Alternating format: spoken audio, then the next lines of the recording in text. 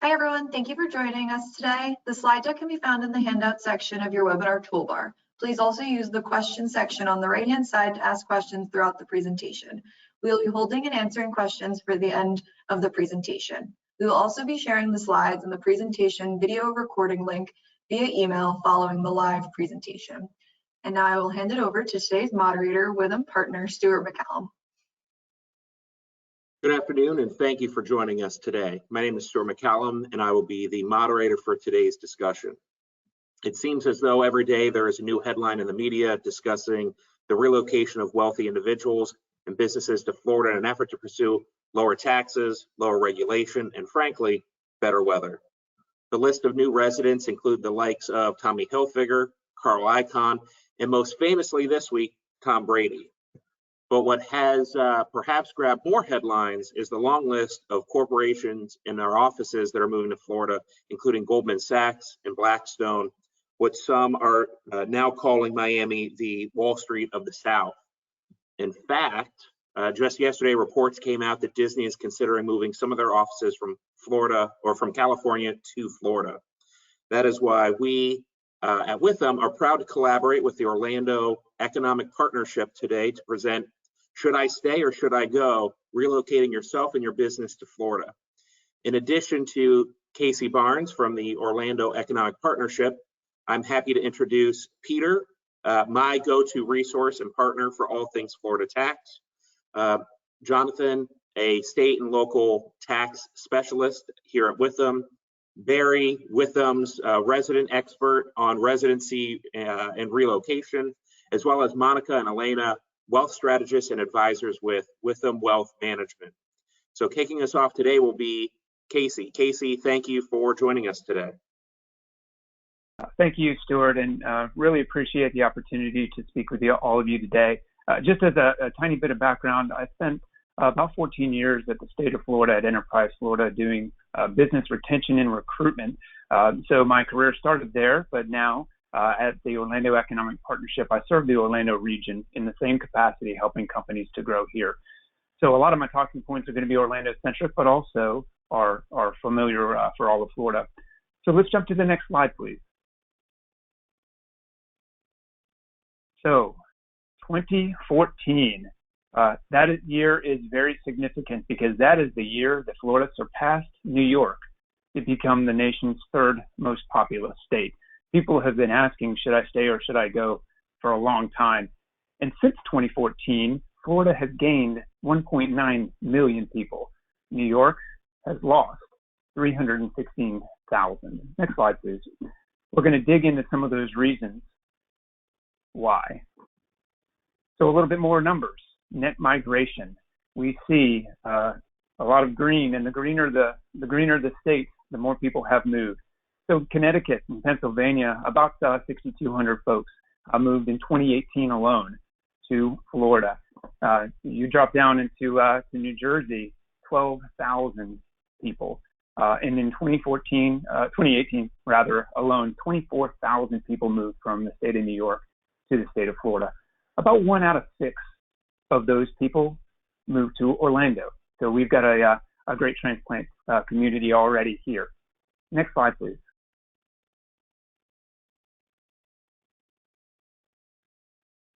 So COVID. Every state lost jobs due to COVID. Some lost more than others. As you can see from this chart here, New York has lost about 10% of its jobs, and this is through December of 2020. By contrast, Florida only lost about 4.5% of its jobs.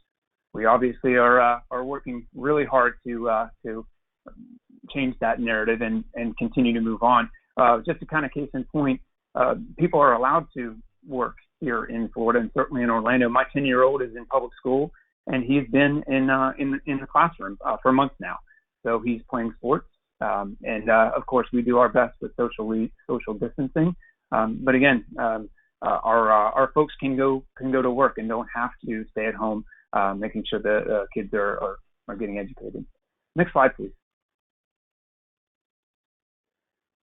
So for those folks who are looking at Florida, Orlando is Florida's fastest growing job market. From about a 2-hour drive of the city of Orlando, there's 8.6 million people, so a very, very large market there. So I'd like, next slide please, to address a few misperceptions that people have about Orlando, and these are true for Florida too, that we're a one company state, one company town, but that's not true. The share of employment, and this is the percentage of jobs that come from tourism, is only 20%. That's only 20% of the jobs in our whole economy. For the state, it's a little bit lower, and certainly due to the pandemic, it's a lot lower, that percentage. But what most people don't know is that the headquarters of Universal, Orlando Resort, and SeaWorld are also in Orlando. Disney, as referenced before, has a massive back office in Orlando. All those numbers are within that 20%, so the real number is probably closer to 15. The next slide. So if 20% of our economy is in tourism, then that must mean 80% is not. These are the companies that form the backbone of our economy. And we're going to talk a little bit about some of the reasons why some of these companies have located here in a little bit. The next slide, please. A little bit more on perception. So when you think about Florida, you think it's a great place to retire, and it is. Orlando is also a great place to retire, but that's not who's moving here. 54% of Orlando's population of about 2.5 million people are millennials and younger. So Generation Alpha, I had to look this up. These are the millennials kids, right? 5% of our population. Generation Z is 22%, and the millennials are 27%. So we have a very broad base of the younger population here, and the people who are moving here are typically of working age with families. Right, it's a great place to raise a family. By contrast, the U.S. average for population is 37.9, almost 38, and the state of Florida's population is about 42. The next slide, please. As you can imagine, with our reputation for being a welcoming community and the home of hospitality, we are a community for all races and all ethnicities. We've received at the City of Orlando for the last 3 years and beyond the highest record possible for inclusivity. So we welcome people from all areas of the planet, and we do it well. The next slide, please. One of the key elements of any decision-making, any corporate decision-making right now in this century is in talent. So we're going to focus a little bit on that. Next slide, please. When you think about where to grow your business, it makes sense to be in an area that is growing. We picked a few occupations out of the hat from engineering, production, business and financial services, management, computer and tech and construction. Across all sectors of our economy, of course, the talent is growing. When you contrast that with some other markets around the country and even the U.S., we're growing significantly faster. And in some areas, we are growing where others are very much falling behind. Next slide, please. One of the reasons why we are able to grow so fast with jobs is that we've got talent. We took a liberty of looking at a number of other better known markets, perhaps for either tech or business, and looked at the amount of talent that was being generated within 100 miles, a 2-hour radius. If you think of Austin or Dallas or Atlanta or Charlotte, Raleigh, all of those are world-class business destinations, but they don't have the kind of talent that we do. So when you talk about also, does the talent typically stay? Well, let's find out. Next slide, please. The answer is yes. 632,000 college and university students are enrolled within a 2-hour drive of Orlando. UCF, that little logo in the middle, the black and gold, that is the second largest university in the country. 75% of UCF graduates stay in the larger region upon graduation, and 90% stay in Florida. When you look at that from a talent retention standpoint, and keeping the best and brightest in our state, obviously, is what we want to do. Also, our educational ecosystem is employer focused. Next slide, please. this is a picture of a kid in public school learning how to do a flight simulator. That could be my 10-year-old. And my 10-year-old, when he was in kindergarten, came home with a nice sheet of paper, and he says, congratulations, you've passed your first computer coding class. I was really excited and really proud and a little bit frightened that my, at the time, 6-year-old was learning computer coding. But the reason why that is it's a language. And the school district, with our public school, is listening to industry. Industry says they want coding taught in as early as possible. And in our case, it was kindergarten.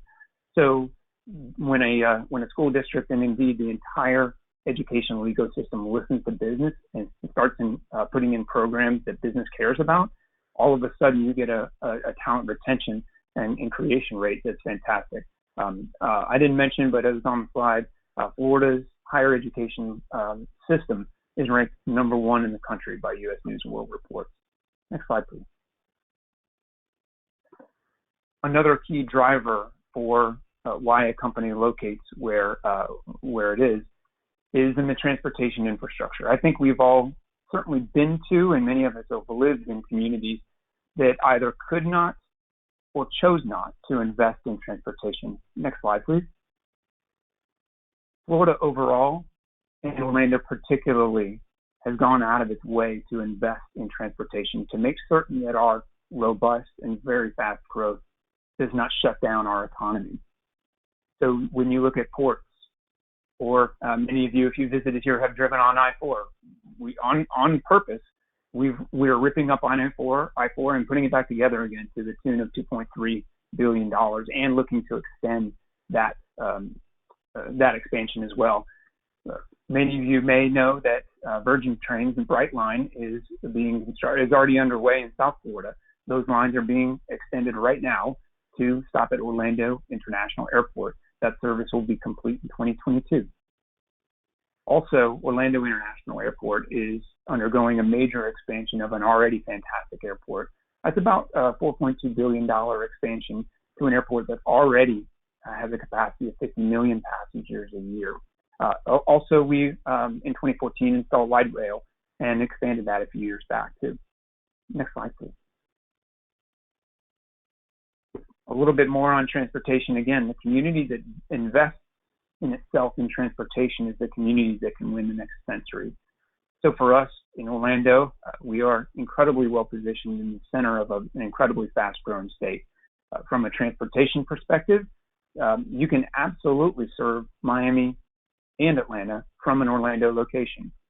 You can't hit either if you are located in Atlanta. You can't hit Miami, certainly, if you're from Atlanta. Next slide, please. I mentioned as well on the direct flights, we got 183 to the New York Metro, and to many, many, many points beyond, over 175 direct flights. That access and that ability to serve a global market is one of the reasons why companies are seriously evaluating Orlando and are located here. So next slide, a little bit more on the business case and why a company would want to consider Orlando. We've touched on a couple of hot buttons, but let's dig a little deeper. Next slide, please. So again, we picked those same occupations out of a hat that some of you on the audience may have hired. And by and large, Orlando is certainly more affordable than the U.S. overall in terms of talent, but a heck of a lot more affordable against certain markets, especially the northeast U.S. Florida is the #2 state for business in term from Chief Executive Magazine, and that's not a title we want to give up anytime soon. Next slide, please. In terms of affording office space, again, a lot of people are reevaluating their office space needs due to COVID. That's completely understandable, but as people do need to be in the office for that in-person interaction, you can bet Orlando is a much better location than in many around the area. Many companies are trying to reevaluate what people do I absolutely have to have in a certain market. And the more digital that our world becomes, the more it becomes apparent I might not need to have that person or a number of people in a 60-story high-rise. That's tough to get to. So you can see some of the advantages on cost there. Next slide, please.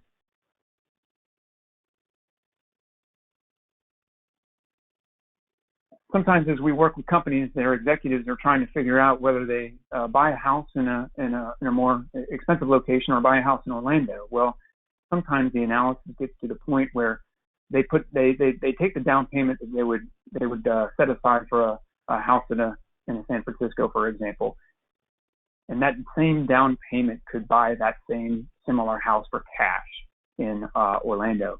From a perspective of having a mortgage or not, with a big chunk of change, that for us obviously is a great story to tell. Next slide, please. Don't want to dig too deeply into this, but look at the top, that top row there. I call this cost of living index is the Big Mac index. So if the Big Mac is $1 on average nationwide, that same Big Mac is 94 cents in Orlando. Again, that same Big Mac is $2.37 in New York and $1.48 in Boston. That means everything on average is about 6% cheaper in Orlando. Next slide, please. Something that's very important to a lot of clients that we speak with is the fiscal stability of the community and of the state. That is not only important for today, that's important for tomorrow and 20 years from now when future generations are in charge. Looking at the Tax Foundation rankings, which is a completely nonpartisan group, they look at the tax favorability of each and every state. Now, New Hampshire's doing pretty well, top 10. I can't say the same for the others on there. And it can't also be understated as well. Florida has forever, I think, had a requirement to pass a balanced budget. We are not allowed to run a deficit. That, I think, that deficit spending, I think, is of concern. And quite candidly, it's a risk factor for many companies to determine what the next future might hold. Next slide, please. A little bit more on risk. I think there's a presumption, perhaps, that every year a hurricane or 50 of them come and wipe the state of Florida away, and we kind of gotta build it back. When you look deeper at the numbers, there's a whole lot more than just a tropical cyclone or a hurricane. So the National Oceanic Administration puts out a climate disaster sheet. And basically, it lists every single state and where they sit. The data includes droughts and flooding and freezing and severe storms, tropical cyclones, hurricanes, wildfires, and winter storms as well. As it turns out, Florida's got 22 disasters that individually cost $1 billion. That's nothing to sneeze at, certainly. But when you look at a small state like Massachusetts, they've had 14 over the 10-year period. Connecticut, 15. New Jersey, 23. New York, 31. Pennsylvania, 36. And Texas, 67 individual disasters in the last 10 years that cost $1 billion in damage or more. So for us, Florida, again, for all the press that we get from our dear friend Jim Cantori showing up on the beach every now and again, the disasters just aren't there. It's a relatively low risk proposition. Next slide, please. So this is probably one of my favorite parts to talk about is the companies that have chosen to locate here. On the left-hand side, you see KPMG. KPMG chose Orlando a few years ago to build its global training center. They call this 800,000 square foot facility the Lake House. And for those who believe it takes a ton of time to get permitted and build things in Florida, it just can't be done. They built an 800,000 square foot facility in 18 months. That facility chose Orlando really for the air access. They wanted 90% of their KPMG U.S. locations to be served by a direct flight, and Orlando fit the bill. Among many others, but that's a fantastic project. Lockheed Martin was established in 1957, even before before the tourism industry exploded on the scene here. They've got about 8,000 people in Orlando, and recently Lockheed expanded with 1,000 engineering jobs, created a 255,000 square foot office building. They built that in 364 days, from shoveling the dirt to ribbon cutting. ADP, another great New Jersey company, they created a regional office here a few years back with 1,600 direct jobs. J&J has their Human Performance Institute here, training people from all over the world. Verizon, Center of Excellence in Finance and Accounting. It's only one of two in the country. Another great New Jersey company with 1,100 new jobs. Both ADP and Verizon and Lockheed all chose Orlando because of the incredible talent and business climate that we have here. And finally, Deloitte. Deloitte, as you well know, is a globally known accounting firm. They also do software development for various clients globally. This center started with 1,000 jobs, and then it was doubled to 2,200 plus jobs. They started in 2014, and in 2018, they've already created 2,000 jobs. So again, software development, they chose Orlando for the ability to recruit and retain the best talent. Next slide, please. I'm not going to spend too much time here, but any one of you can check out news.orlando.org/projects for an ongoing feed of some of the fantastic projects that we are continuing to welcome here to Orlando, including Lilium Aviation, a German startup that's doing vertical takeoff and landing and doing its first point-to-point service in America. That is a really, really, really cool air taxi light jet service that's going here. Next slide, please. So when you look at all of those advantages from a value perspective, you also get incredible entertainment options, whether that's shopping or boating. It is 82 degrees today on February 11th here in Orlando. It also includes a world-class $750 million performing arts center, multiple professional sports franchises. There is really something for everyone in our community. Next slide, please. And we can actually skip that one. Yes, thank you. So from our perspective, we help companies soup to nuts, whether that is confidential project management assistance, site selection assistance, market data, connections. You want to validate if a community might be a decent fit. Absolutely, we'll help you provide understand the data needed to make a great business decision, and we certainly hope that's Orlando. So next slide, please. That I think is it. Thank you so much. And final slide, which has my contact information. Again, we never ever get tired of telling the story. And thank you so much for your presentation or for listening. And I'll be here for a question and answer. So Stuart, back to you. Casey, thank you for the presentation and joining us today. He will be around till the end of the presentation or discussion today to answer any questions that may be Orlando or Central Florida specific. Thank you for all the information. I would tell you, as a recent transplant to the Orlando market, it is more than just tourism. You are right. There is a significant amount of infrastructure and growth here that has nothing to do with Mickey Mouse. Indeed. Thanks, Stuart. Thank you. We will now hear from Elena and Monica related to wealth management and the opportunities that Florida provides. Monica, Elena, thank you very much for joining us today. Thanks, Stuart, and thanks, Casey. I'm actually very happy I am in Orlando after that presentation. And I'm Monica Halife. I'm here with my colleague, Elena Ladigina, and we're from Women Wealth Management. We're gonna switch gears a little bit and talk to you about market and some perspectives on the new administration and how they relate to markets, and then also some estate planning considerations as you relocate.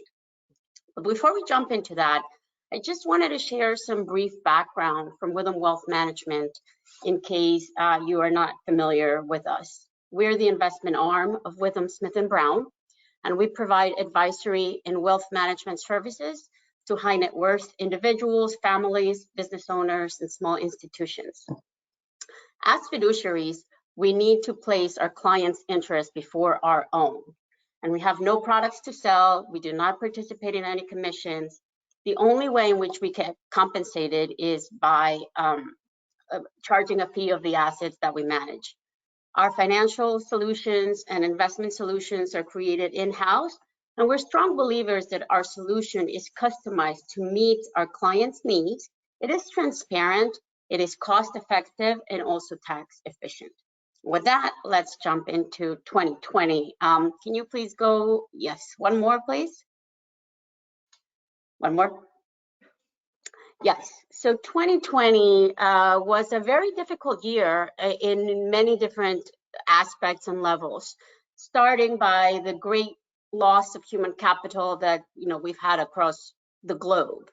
But when it comes to markets and the economy, it also was a monster mashup of similarities with other different crises in terms of what happened. There were similarities with the Great Depression in terms of the severity of the economic drop. There were similarities with the crash of 1987 in terms of how quickly and how violent markets moved. There were also similarities with the financial crisis in terms of the required response from the fiscal side and also from monetary authorities across the world to support the economy. And within this pandemic, there's been clear winners and clear losers. And the recovery is going to be uneven. It's for some industries, it's going to take a while to get back to their pre-COVID levels. And we still think there's a bit of a disconnect between what the market has been doing and the real economy. But positively, while there were only a few stocks, the FANG stocks, driving most of the year, the returns, after, say, September, in the latter part of the year, that has started to broaden out, which is a positive. If you could go to the next slide, please. So looking forward, the picture is brighter. As the vaccine rollout continues, and that should help the economy to start to normalize, right? So there's improving economic growth, there is a better outlook for corporate earnings, and also with the new administration, you also might have more clarity in certain areas such as trade. There are other industries that have been strong and should continue to do well, such as strong housing. And when people get the vaccine and start to get a little more comfortable going out to a restaurant or taking that trip that they delayed for a year, that should also keep the recovery. All that pent-up demand should continue to help. We also have additional fiscal stimulus that's expected, and that, again, should provide support to get back to normal. But, with all that debt and all that stimulus that we've had, we also need to watch, because the economy might run a little hot and inflation could surprise to the upside.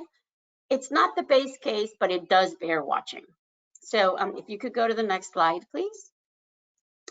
I'm just going to spend a minute here on the Biden agenda. And, we don't know what is going to pass. We don't know what Congress is going to do.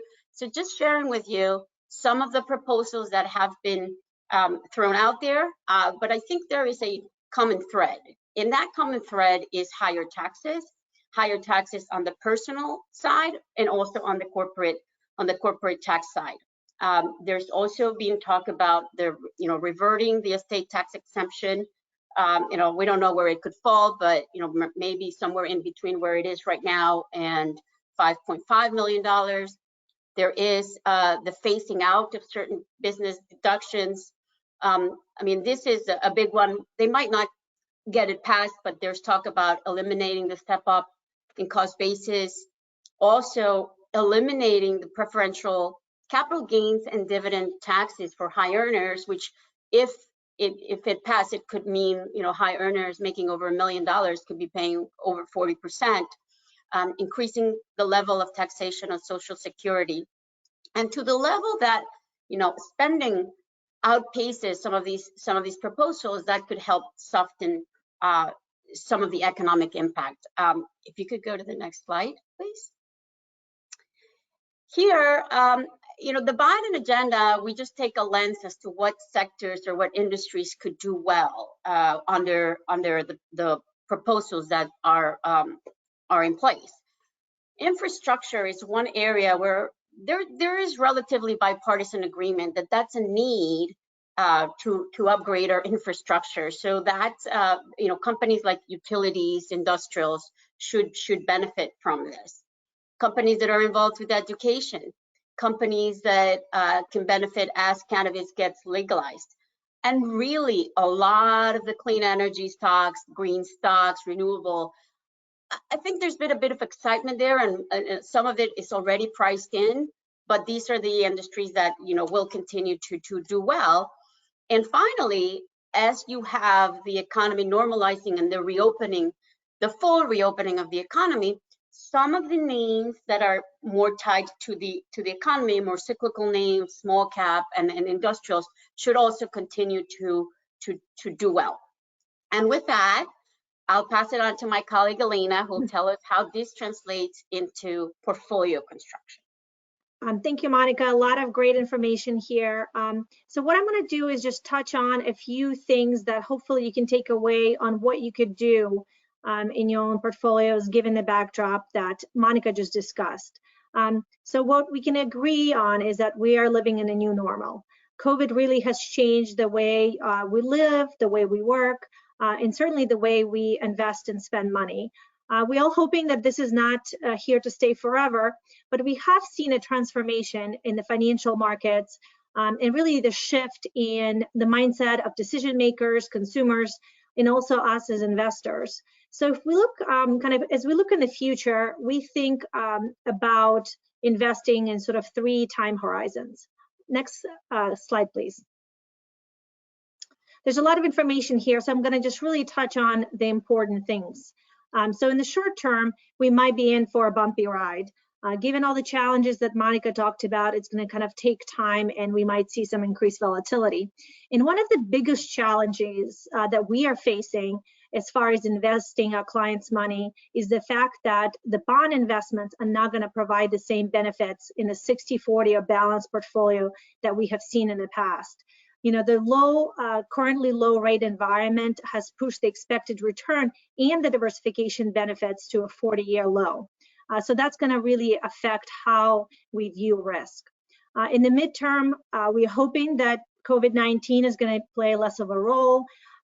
We are hoping that economy is going to kind of start going back to normal. That generally means good things for the stock market, and our expectation is that stocks are going to outperform bonds.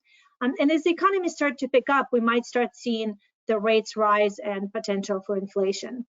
And that brings us to a long term. Long term, we still think that stocks remain to be an attractive investment for your long-term savings and growth. But the important thing to note here is that the fundamental data does point that investment returns in general over the next 10+ years might be subpar and muted, and not what we have experienced in the last, say, 10, 20 years. Don't get me wrong, we are still going to get compensated for taking the risk in the equity markets, and it's still going to be a good investment. But we just have to be cognizant of the type of returns we might be expecting. And that is the reason why valuations are going to be a lot more important and really do matter, especially when we're talking investing at these levels where a lot of indices are really kind of overbought and at all-time highs. So it's really important to be selective. And as I already said earlier, because the 60-40 is not going to provide the same diversification benefits, that set it and forget it approach is going to be challenged. So diversification and risk management are going to become a lot more important.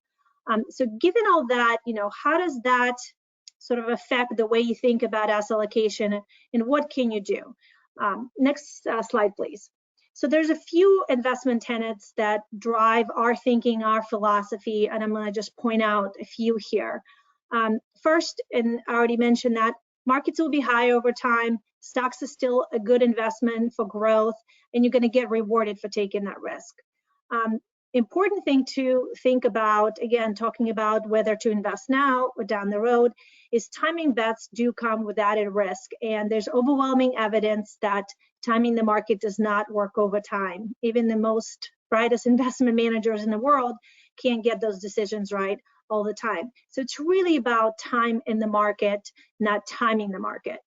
And really what we look at is we focus on areas that we can control. You know, Monica touched on the tax rates and taxes. So that's one area we can control. So you can control your, how your portfolio experiences from a tax perspective.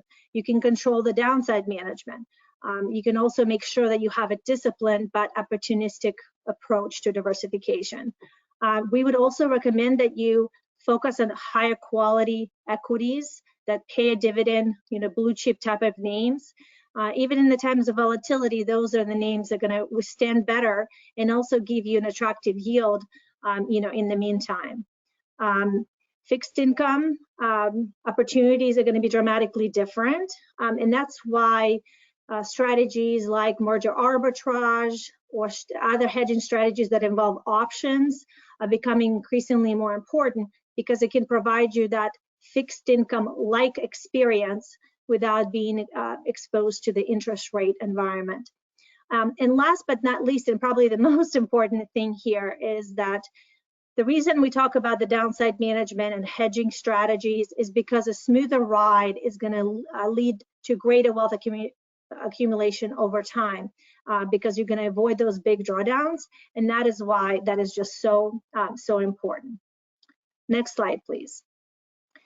So we've talked about a few of the investment perspectives, a few things that relate to the markets. Of course, you could do those whether you're in Florida or New York or New Jersey. So now we're going to share a few things as it relates to estate planning. First, please have an estate plan. It is very important to at least have your basic estate planning documents. So have a basic will, have a medical directive, have a power of attorney. Of course, moving to a different state might complicate your plan. So it's important to review it. And if you don't have a plan, that might be a good time to put a plan in place. And remember, we recommend that you review your plan at least every 5 years, and or when you have any changes in your life. Thank you. So what are some of the things you want to think about as you move to Florida? I will preface by saying that neither Monica or I are an attorney, and we're not licensed in Florida, so we're going to leave it to the smart legal minds. But what we wanted to do here is just bring up a few things that you just want to keep in the back of your mind.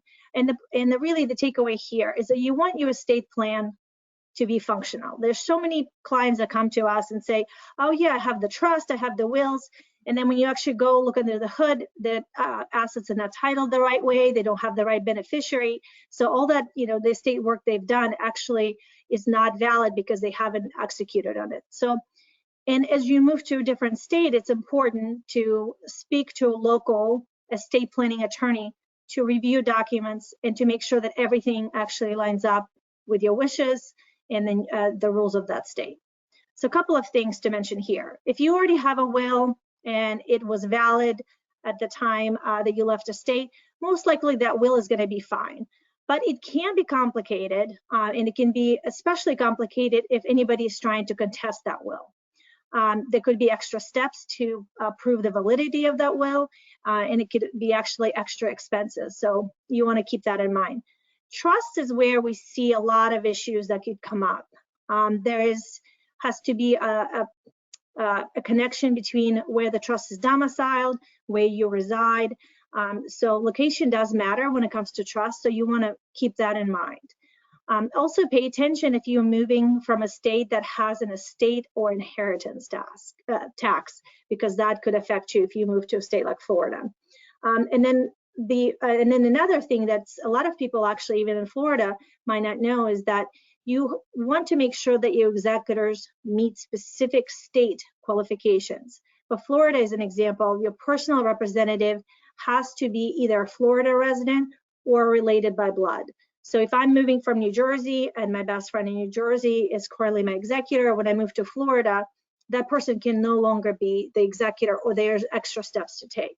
So just, again, some of the things that might come up in your estate plan. And really the bottom line is, next slide, please, is plan ahead.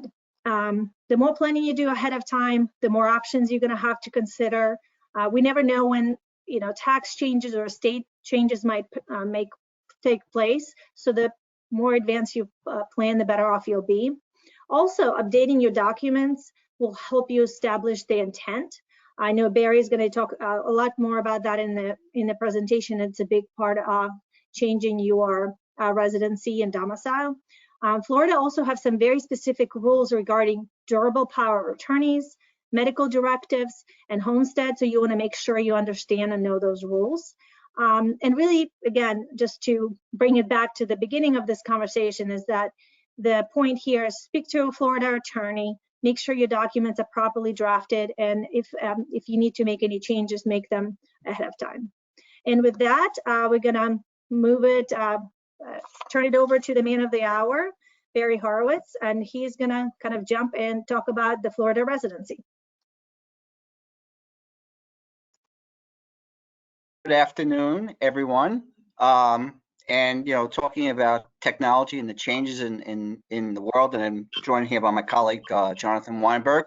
I'm speaking to you from Scottsdale, Arizona, and I looked at the forecast in Scottsdale, and it's 72 degrees today, and the sun is going to be shining for the next 10 days with a little cloud cover. Looked at the New York, New Jersey area, where I have a home there also, and there's snowflakes there on 5 of the next 10 days. So, and the temperature is hovering in the 30s and going below. So, one of the big things we talk about changing residence is lifestyle. Is it a better lifestyle that we live? Life is too short, as all of us know. It goes by very quickly. Obviously, with this state and local tax deductions being limited to $10,000, with changes in tax rates going up, especially in the Northeast because of COVID and technology changes. People are looking to move, and as Stuart and Casey talked about before, and certainly Casey showing all the major companies moving to Florida, it's going to continue. I've been doing residency for over 30 years, and for the last 10 years, I've been saying how the financial services industry will end up in Florida. Today's a perfect example. Casey and Stuart mentioned it might hit 80 degrees today.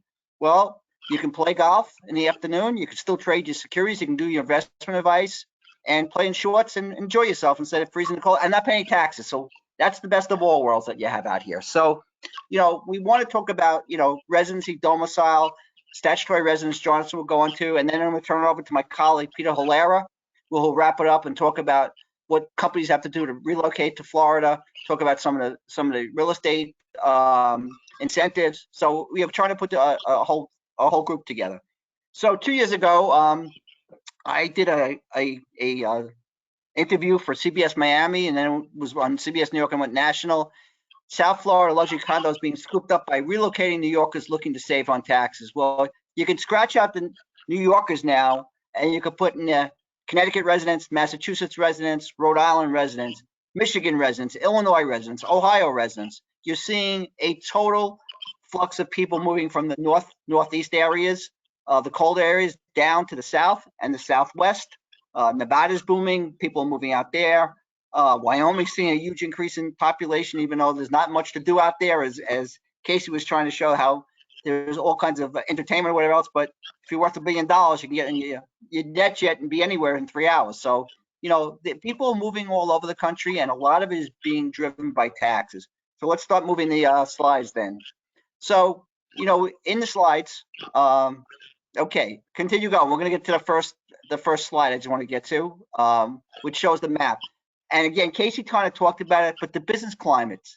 Florida is number 4 in the country in business climate. That's an amalgamation of taking together income taxes, which are none, except if you have a multi-state business, you have to pay state tax to other companies, which a lot of people forget when they move to Florida, or Floridians, that there are 49 other states that do have taxes, plus the District of Columbia and certain city jurisdictions. So you still have to pay tax to other states, but on the flip side is, if your business is based in Florida, a lot of your revenues coming out of Florida, no income tax at all.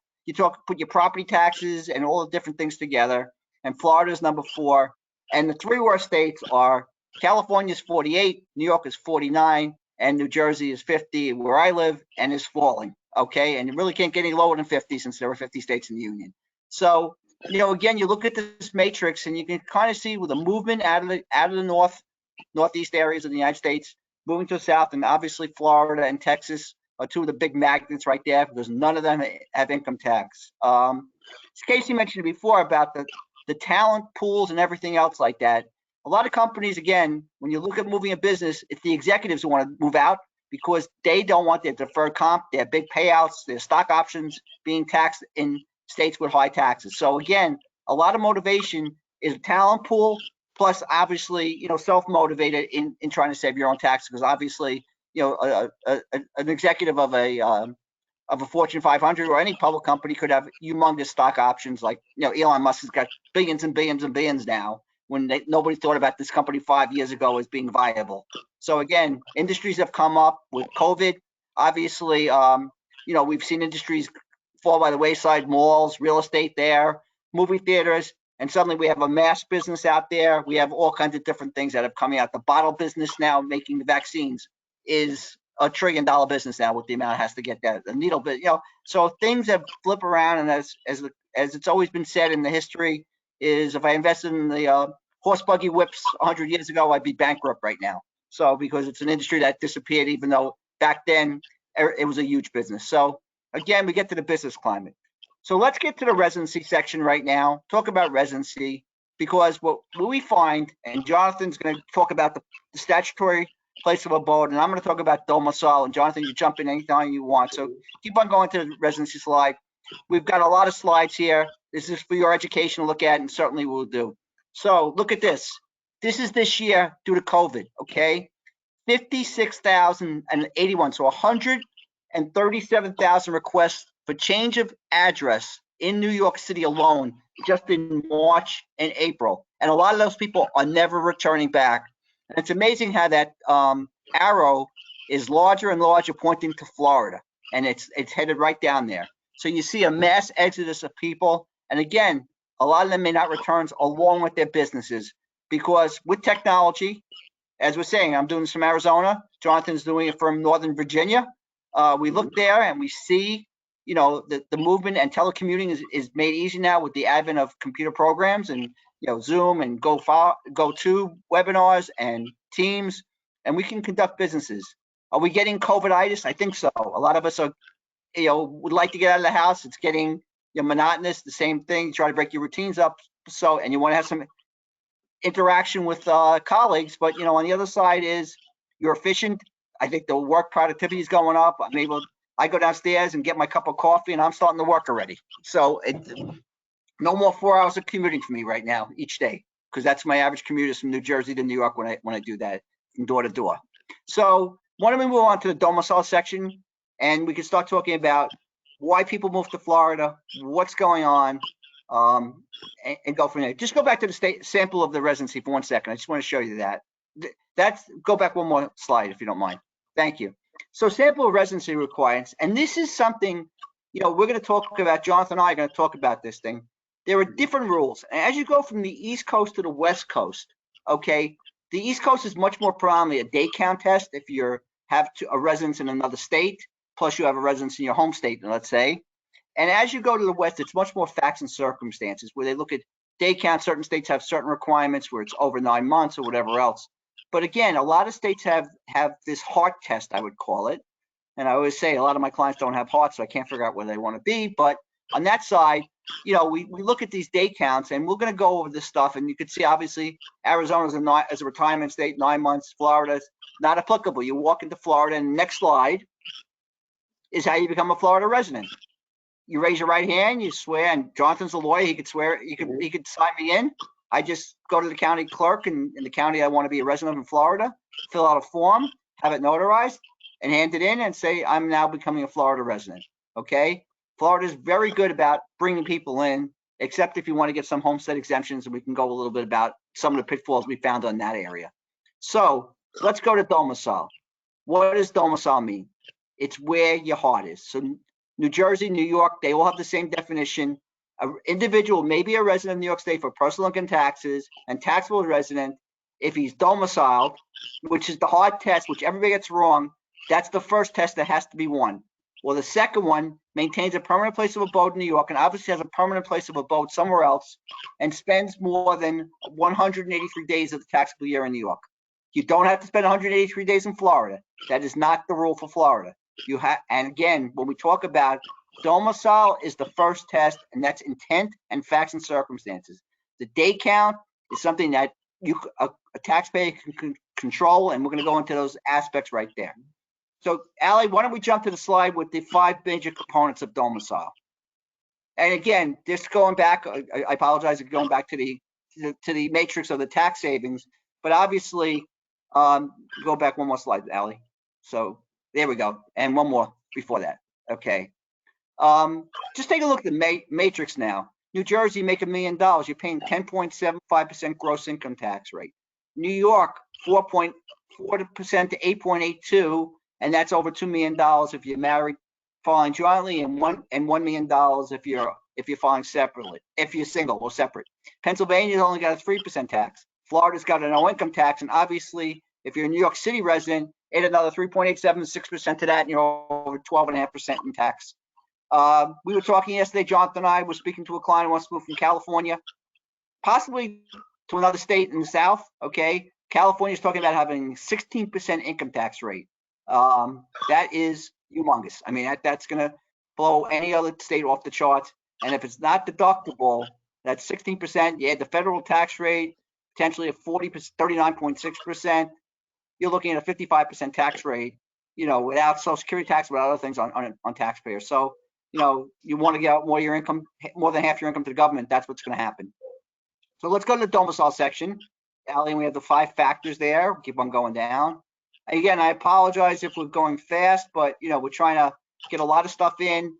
We're available for questions or whatever else. So domicile is a state of mind.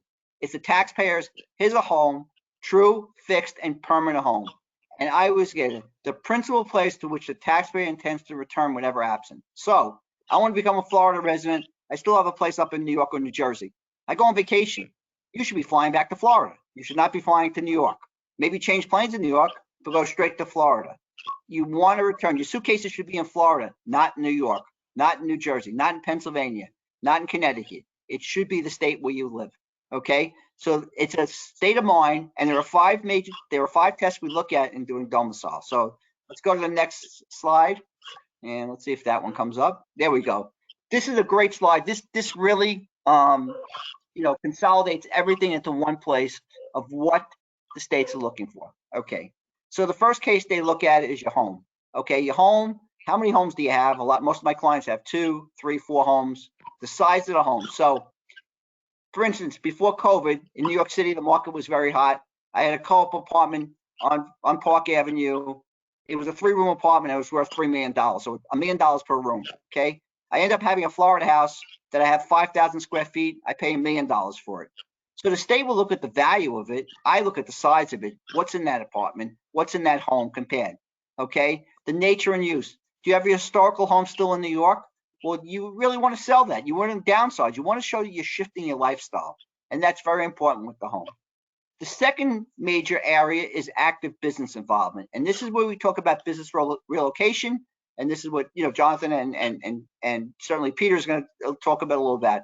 It's moving your business out of New York, out of another state to Florida, to this other state, because I always call it follow the money. You're following the money. And the states will look at it. New York has a certain rule that will bring back the money to New York. It will claw it back to New York, something called the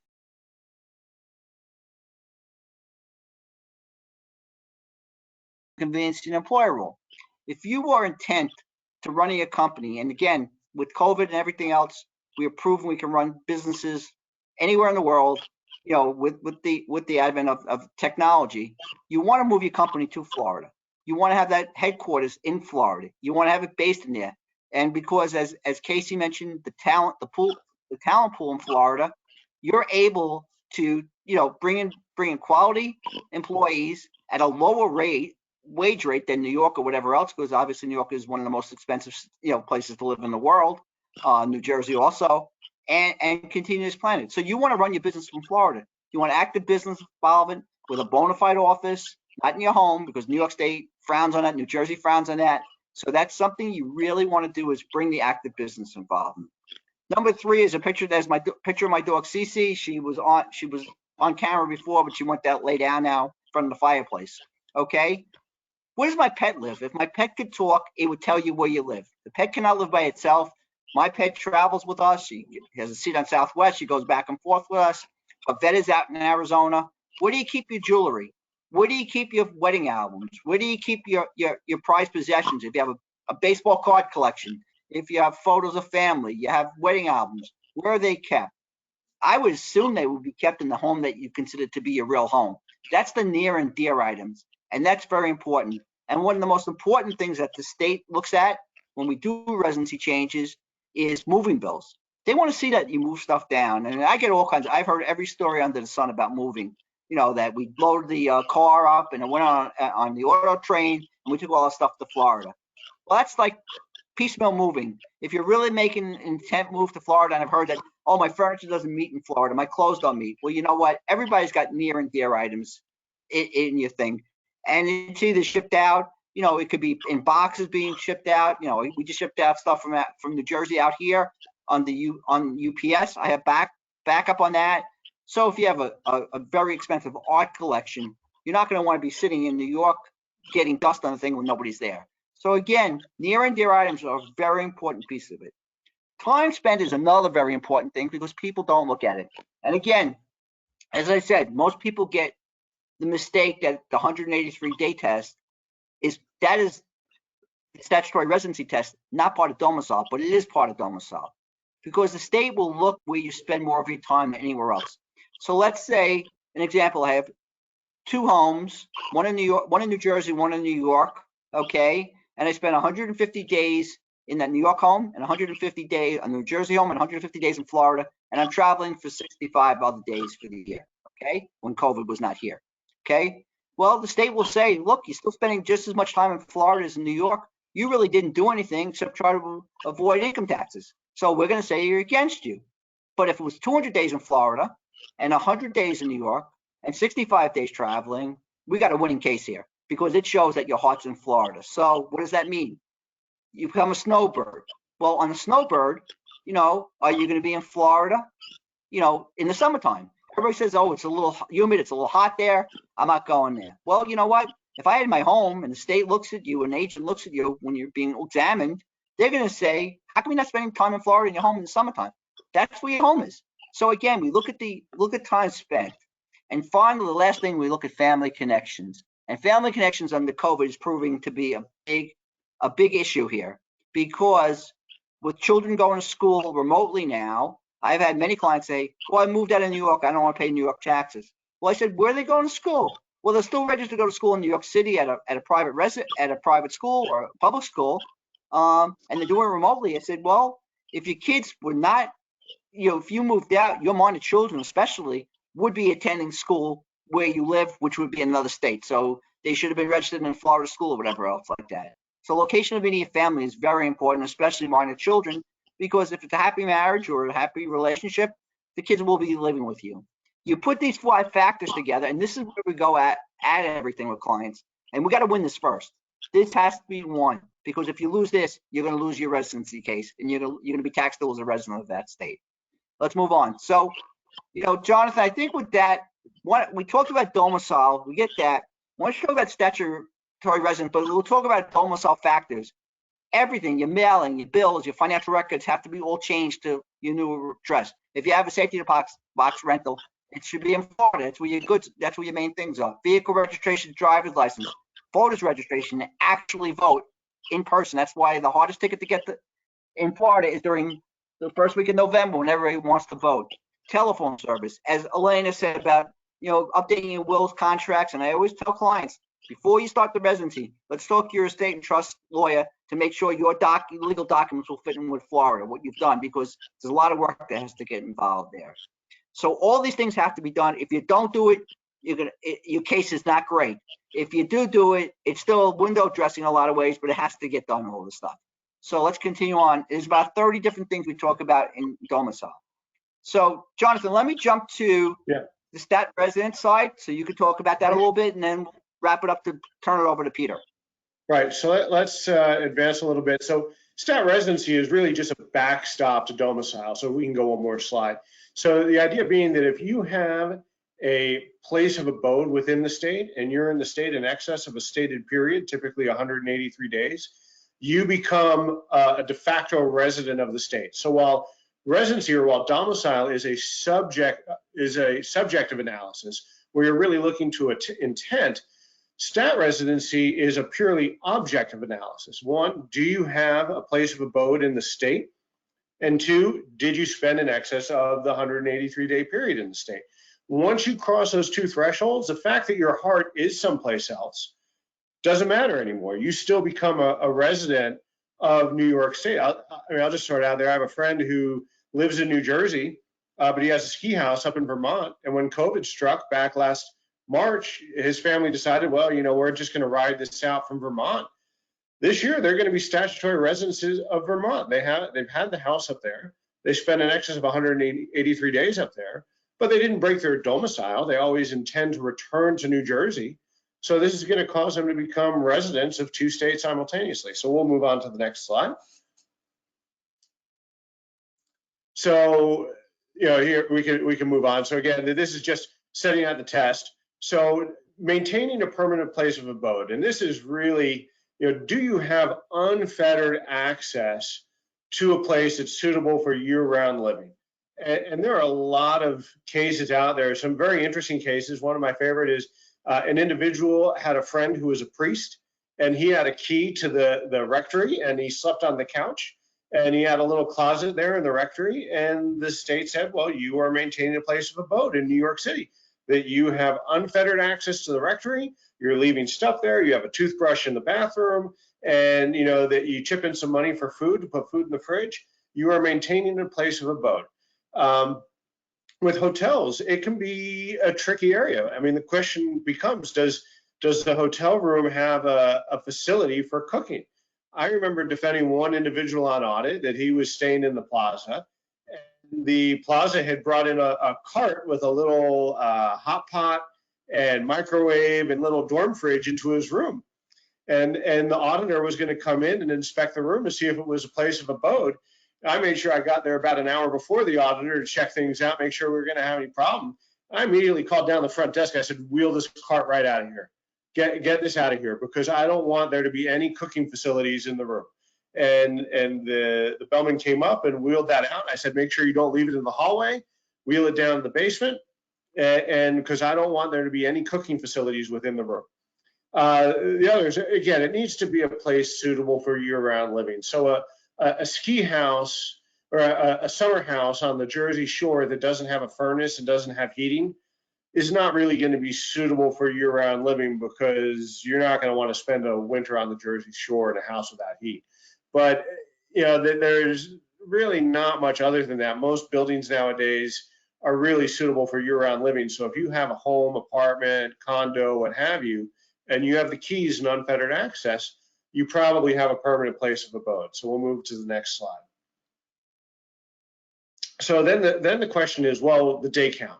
So you need to spend over 183 days. So what's the question is, well, what is a day? And the answer to that is any part of a day is a day. It doesn't matter whether you spend 5 minutes in the state or 23 hours in the state. 1 minute in the state is a day. In fact, I won one of these cases. I was doing a day count audit, statutory residency audit for an individual, and I won the case because I was able to show that one of his flights was delayed and that he didn't land at LaGuardia until after midnight, and therefore he didn't spend a day. I needed one more day to win the case, and it really came down to going through all his travel records to find what flight of his was delayed, so he didn't land until after midnight. There are two exceptions to that. At least in New York. One is traveling through. So If you wake up in New Jersey and you travel directly to LaGuardia Airport, you don't stop at the office in New York City, you just go straight to the airport, get on a plane and fly out, that's not a day, you're just passing through. The other one is medical. So if you are actually admitted to the hospital as an inpatient, that doesn't count as a day. And the idea being that once you are an inpatient, you're not really free to leave at that point, because at that point you're risking your life and no one's going to make you do that. But if you just go to see your doctor in the state for your regular checkup, that's a day in the state. That does not fit within the exception. So moving on into the pass a day count. So again, so here we have the basic case. Zanetti, if you spend more than 183 days in New York and you have a permanent place of abode, you are a resident. So New York has gotten really good about finding people who have vacation homes in the Hamptons or up in the mountains or lots of other places in New York. They might live in New Jersey, they might live in Connecticut, but their office is in New York. They work more than 183 days in New York. They go to the office every day. Well, they're not going to their vacation home every day. They might only use that home a week or two a year, but that still makes them a statutory resident, because again, they have the place of abode in the state. They're in the state over 183 days. And again, it's a very objective test. Once you cross those thresholds, you're on the hook. So moving on to the next. Yeah. So why don't we got about 5 minutes. I just want to go over 2 areas that we can go through. Okay. So the first question I have is, how does the state get you? And I'm going to hold up the phone. And as I said, there are 2 numbers that all of us are going to pass away within our lives: our social security number and our cell phone number. Everybody's got a cell phone, and these are the deadly items of residency. These will track where you are. We call on this, we get text messages, we shop on these now, we make deposits at banks on these now. This is our tracing, and the state has the power. All the states have the power to subpoena these records, okay? So not cooperating, not turning these over, but these are the deadly items. So when we do a residency audit now, and we work with clients, the first thing we do is analyze the phone bills. That usually is about 95%, it's almost like the COVID shot. It's 95% accurate on tracing somebody there. Sometimes there might be a cell phone tower not bouncing off wrong, but these are pretty accurate. So this is what we talk to clients about, is what does your cell phone bills look like? Have you looked at your cell phone bills? Because as this phone sleeps with you at night, the GPS is on there and it's being tracked, and there are pings to that all night long. And if you don't think the phone company who's looking to make money tracks that, anybody's got to be kidding me. So that's one issue. Jonathan, I want to talk about one issue I just want to throw back to you before we turn it over to Peter, which is what people don't think about. And it's the terminology creeping domicile. You have creeping domicile because there's got to be an event that occurs to say I'm becoming a Florida, not January 1st. People are too cheap to move on January 1st. It's double overtime on a holiday. So, you know, there's always an event. So why don't you talk about what we see a lot with creeping domicile? And that happens all the time where, you know, especially when you have people with multiple homes, you know, or they have 2 homes, you know, you have the primary home near where they go to work. It's convenient to where the kids are at school, and then they have the vacation home. And as they get older and they start slowing down at work, the vacation home really starts to become the primary home. And what used to be the primary home is just someplace that they go, you know, when they need to, you know, go to the office on occasion, or, you know, they want to go to Broadway show or out a nice weekend in the city. And so you really do have this situation where the domicile, putting your finger on a date when domicile broke, when they change their pattern of lifestyle, it can be very difficult. And of course, you know, the state is going to want it to be as late as possible, and individuals might want it to be as early as possible.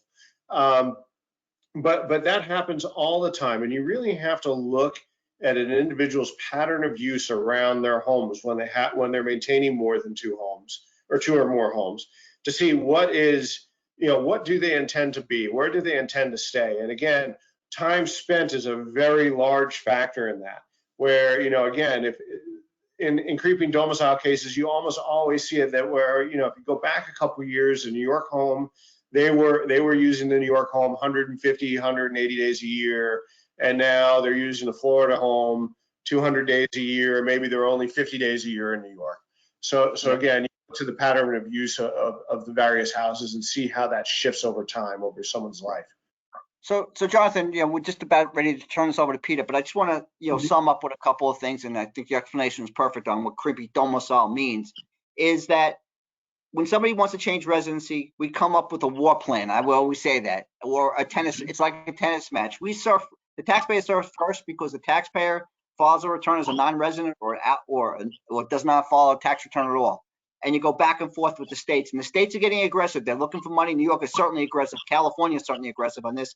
Illinois. So these states will audit these returns, and we have to be ready on it. So I come up with a war plan, and we come up with a checklist. We got to do this, this, and this. We got to keep the documentation. Documentation is super important here.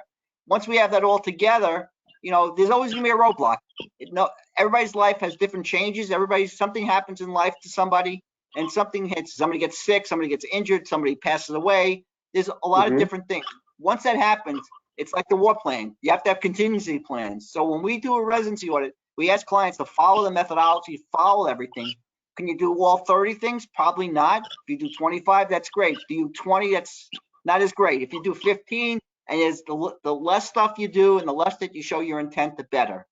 I think with that, I'm going to turn over to my colleague and friend, Peter. Peter, I miss coming to Orlando every year. I mean, I I usually come once or twice a year to visit you guys down there and stay across from the Arts Center, right by the office. And I love it down there. I love eating downtown in Orlando. So I miss that. Hopefully COVID will be over. I'll be on a plane flight next year with you guys and see you down there. With that, I'm going to talk to Peter. I was going to talk about real estate, incentives, about what's going on. So Peter, all yours. Thank you, Jonathan. All right, thanks. Thank you, Barry and Jonathan. So Casey, we can go all the way to slide number 73. Talks about considerations when moving a business. So we spent a lot of time talking about something extremely important, which deals with how does an individual actually move their residency from a high tax state over to Florida. And it's very important because those things are key. And generally these states are looking at individuals who all, obviously generate a lot of income, they have a lot of wealth, there's a lot of items there to tax. But the next question is, well, how do you, from a tax perspective, make sure that if you're going to move a business from one high tax state over to Florida, how do you actually do it? And what are the things you think about? I mean, we can spend 3 hours talking about that, but I think we're going to just touch on some very high-level items that will allow you to ask the right questions. So the first thing I think you need to think about is the following. It was mentioned very clearly that Florida is a no income tax state, and that is correct, but not always the answer when it comes to a business. So I think that's the first thing that you need to think about is, if you have a business that you want to relocate to Florida, you have to consider one very important item. Are you already filing tax returns and paying income tax in other states? If that is the case, then just merely moving your business to Florida is not going to exempt you from allocating income to other states where the income is generated. So that's very key. So one of the things I think when you talk about Goldman Sachs and all these big companies moving, they start looking at how much of the business itself that they are moving generates income that is not apportionable or allocated to other states. In other words, if you move part or your entire business to Florida, will the income that is generated by that business be allocated or stay in Florida, or does it get allocated to other jurisdictions? Granted, there could be some tax issues here in Florida, which we'll talk about in a minute. And obviously, you're going to play the rate differential, right? So if the rate of taxation in your home state, where a majority of your income is allocated from a business perspective, is a lot higher than Florida, and you are moving to another corporate vehicle here, then you can play that rate differential. So the first thing to do is analyze your business, the different lines of businesses, figure out where the income for either your overall business or the separate lines of business are allocated, to then determine how much of the operation should be moving forward. We've covered at the beginning that there are tons of other savings here. For example, when it comes to renting real estate, from a salary perspective, and from an overall cost perspective, it's a lot cheaper in Florida. But obviously, tax are a big issue. So I think those are one of the big considerations you need to make. So let's kind of move over to the next slide, because I think this is the key, the entity formation. Remember when we mentioned that tax in Florida is 0. If you're an individual, that is correct. But if your business is a C corporation, taxable as a C corporation, and you're incorporated in Florida, and most of your business is allocated, income is allocated to Florida, you're going to have a corporate income tax on that business of at least 5.5%. The first 50,000 is tax-free, but other than that, 5.5% applies to the income. Again, that is a much lower rate than other jurisdictions we've been talking about. But moving part of your business or your entire business to Florida and choosing a corporate structure in Florida will not completely exempt you from taxation, and you'll still be subject to state income tax. That is the only primary state income tax that you need to consider as you're moving your business here to Florida, in regard, in addition to other real estate taxes and the like. Now, we make this distinction because if you move a business or part of the business to Florida, and a lot of the income is allocated, your choice of entity should be either an S corporation or a partnership. And if you break your residency in your home state, which is a high tax state, and you physically move here, and that income is allocated here, well, there are no individual taxes here in Florida. And obviously, as the income flows to you and you report on your 1040, and if you have flow through businesses which you're familiar with, you'll understand what I'm trying to explain, that obviously you lower your overall tax bill because you are reducing your tax liability by now having a vehicle, a partnership or an S corporation that throws income to an individual taxpayer. And if you follow the rules and consider everything that Barry and Jonathan talked about, and you move your residency here, then obviously your overall tax bill will be lower. So I think the takeaway from these couple of slides is you've got to think about carefully how you're going to move that business. Which part of the business is going to generate income that is going to be taxable in the state that it's located, so you can keep the income and the taxation at that state, and then make sure you choose the right entity to confirm that the flow through income or the income being generated will flow to an individual or an owner that is not subject to tax in Florida, and therefore you can lower your tax bill. Barry, I think that makes sense based on some of the things we talked about and some of the things we see. But again, I want to be clear. Just moving your business to Florida does not mean no tax. You've got to plan it carefully, and you got to do your numbers before you even consider doing it, and then looking at your tax issues associated with it. Absolutely, Peter, because we find that all the time when clients suddenly say there's a tax bill, and they said, I live in Florida, there's no taxes. So restructuring and doing it correctly is a key right here. And that's what we can do to save clients money. Look at the structure, work together with attorneys, and get the right tax mode. This next slide talks a little bit about then how do you restructure a business. Generally when you have a business that's been operating for a long time, it's already an established entity.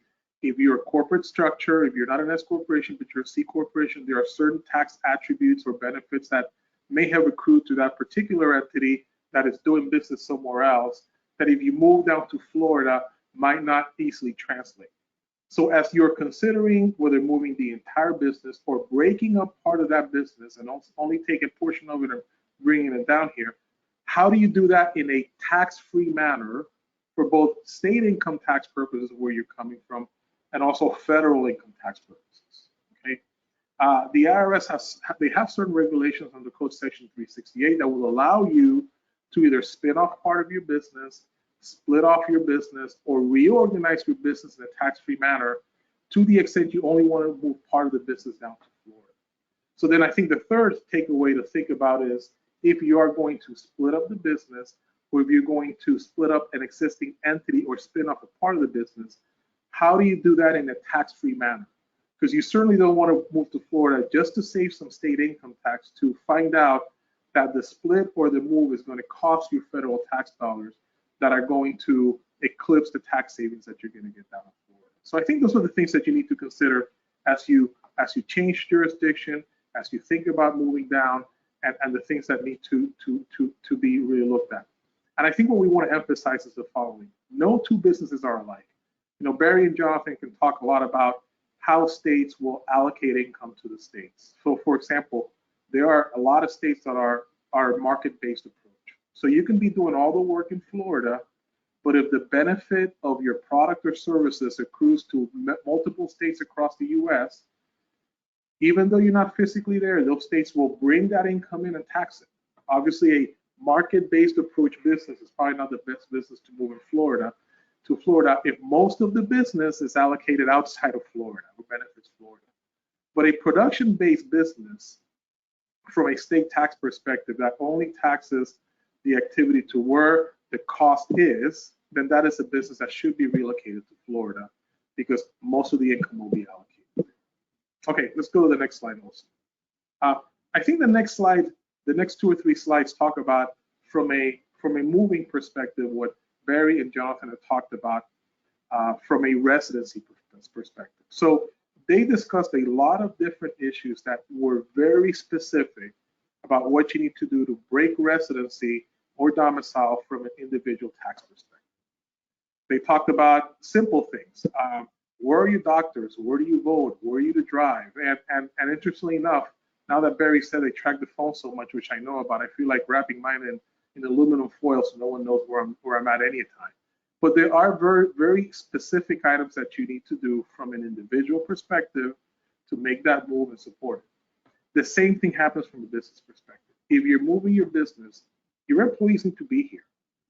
If you're moving your business, you need to close down registration in other states. If you're moving your business, you have to make sure that your mail, everything gets routed here. You can't just have an open office of 200 square feet for a $100 million business and say that your headquarters is here when everybody else is located somewhere. So moving the business means that you move the people, you move the facility, you move the business registrations, you move everything, and now it behaves just like a business that is established in Florida. The less things that you move, the less likely that a state will respect the fact that you have moved physically down and will continue to try to tax that income, even though you personally might not be a resident of that state because you've moved personally here. So let's skip a couple slides because I'm also running out of time. So again, these are the non-business issues that you need to consider.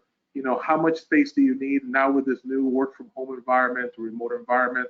A lot of businesses here are reevaluating their office space and how they manage that. And obviously, if you are a company that has people across the US that are working from home, and you have a lot of people doing that, how does that affect the move of the business down here? Let's kind of skip to the next slide if we can.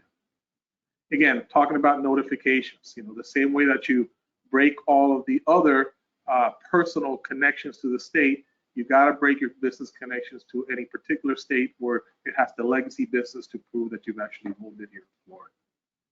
And then let's skip to the next slide also. Yeah, employee benefit issues, where are they getting? Again, just some things to consider as you're moving your business. I want to skip to the slides to talk a little about real estate. Yeah, let's stop here for a minute. So one of the things to think about also is the benefits and the ability of real estate development and real estate business here in Florida. We talked about not having 100%, people think it's all tourism. There is a big component of tourism, but there's also a big real estate factor that moves this economy in Florida here. And as more people move down, not only is there a need for housing, but there's also a need for other places, retail, commercial, and even office space that need to be considered.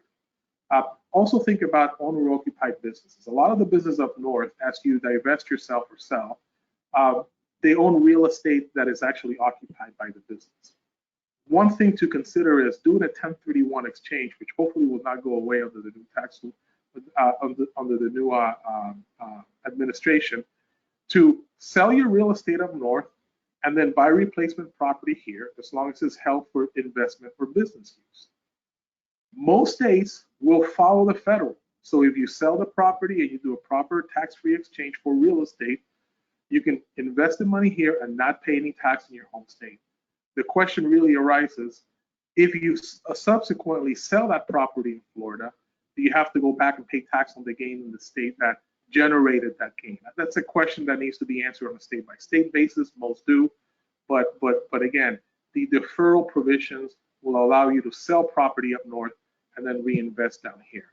One thing to consider also is that a lot of people who retire keep their real estate, right? So they have their real estate, which is owned by the operating entity. They sell the business and they keep the real estate.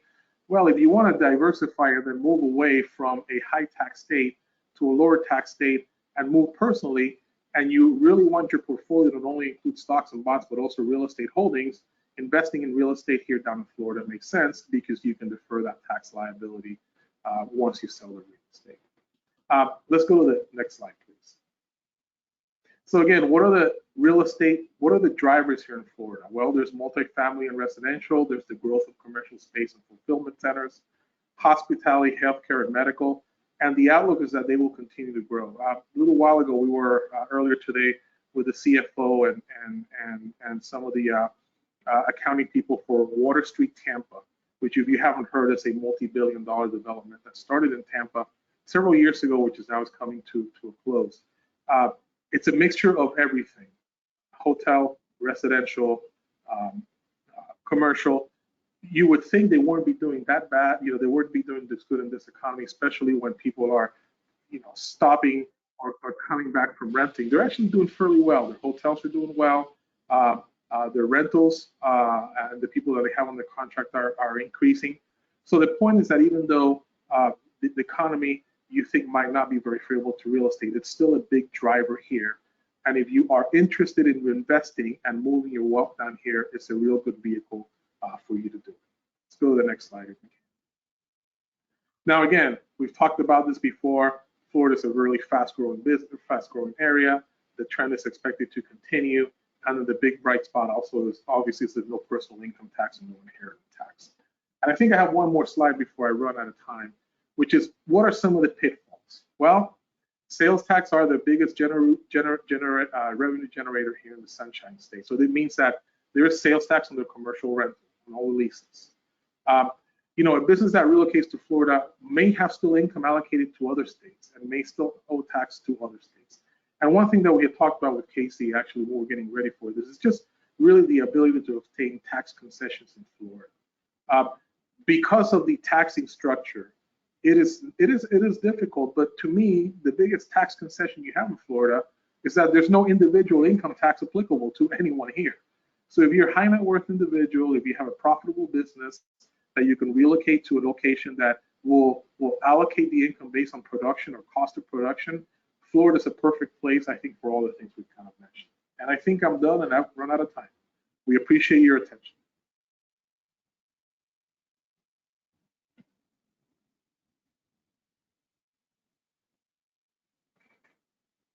Back to Stuart, I guess.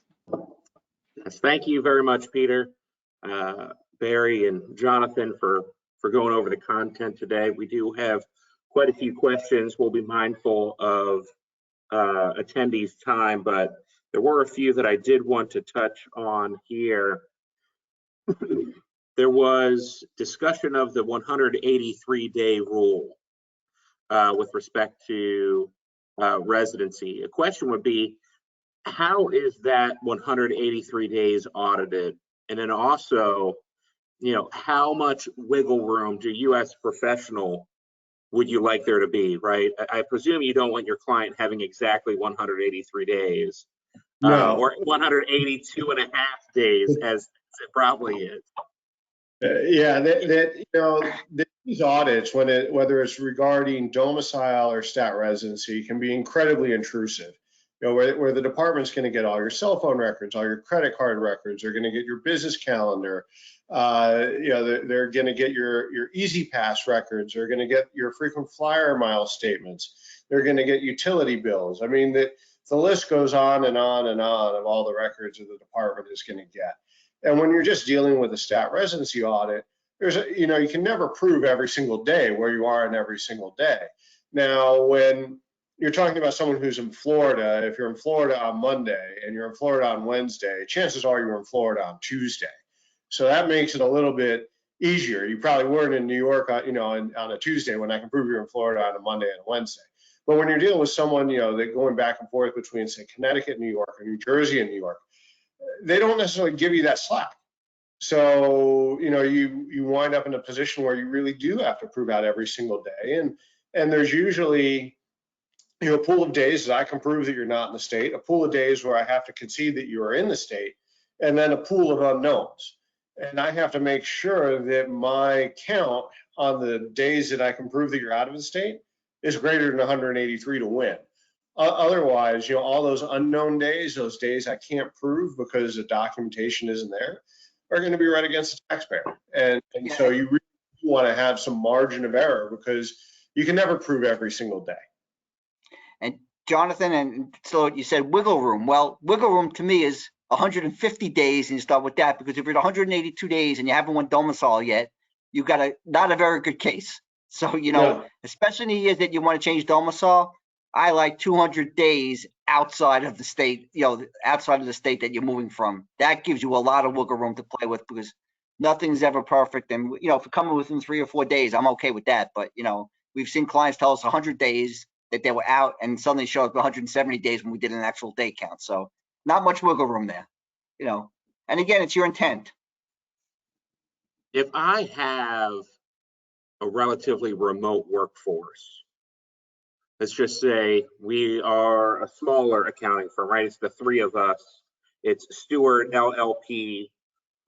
You work remote, Jonathan. Barry, you work remote now because of COVID. We all used to live in the same state, and now I moved to Florida. Have I moved the company because I'm the owner that's moved states, or how does that work? Well, this is now the telecommuting rules. So, under COVID, and Jonathan will jump in also, but under COVID right now, a lot of states have temporary rules. For instance, New Jersey says if I worked in New Jersey and I live in New York, New Jersey's not going to tax you nor give the company nexus because of COVID. However, once COVID's over, and again, it's gone temporary, permanent. Until this thing is done, and I think everybody's vaccinated, it's going to vacillate back and forth. But once it's over, if you, Stewart, decide that you're going to stay in Florida to practice, your company's being there, you better be registered in Florida. You may want to get reciprocity with Florida CPA certificate. You got to do a lot of things to make sure you show your bona fide businesses down there. But if you have your bona fide businesses there, your business cards, that's where your billing, your back office is, I think you've proved you made the change. And that's a huge effort on the part of many companies, is once it's over, are they going to allow people to work at home? If they have it, allow people to work at home, you got nexus in that state because it's not temporary anymore. So, Jonathan, why don't you? Yeah, I mean, I've been getting calls about these every week where some employers are saying that, well, once this is all over, we expect everyone to be back in the office.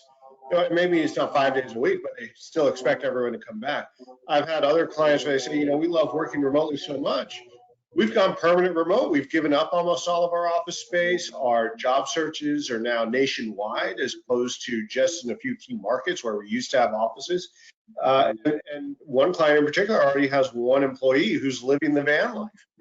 And they're doing their entire job from out of a Dodge Sprinter van that they're driving around the country. Every couple of weeks they're in a new national park or whatnot. So, it is really going to be very facts and circumstances. Every company, every business is going to be different. The facts and circumstances for every business are going to be different, and the consequences are going to be different, again, depending on the business. Hashtag van life. A different national park a week sounds nice. Mm-hmm. Peter, there was talk in the presentation about corporations, companies. One of the questions that came in was, what about LLCs? Is there a particular corporate structure that you prefer over another? Is if somebody has an LLC now, should there be a conversion to an S corp or recreation of a new co under an S corp based upon the things that we talked about today, or is it relatively agnostic? Well, yeah, I mean, it depends, because what happens is, the way I see it, and Jonathan, you correct me if I'm wrong, is LLC is just it's a structure based on state law, right? So it offers state law protection, but generally an LLC will default to be taxed as a partnership. And a partnership is beneficial because it's a flow through entity, right? So to me, I because of working in the middle market and closely held business, I prefer partnerships and S corporations, right?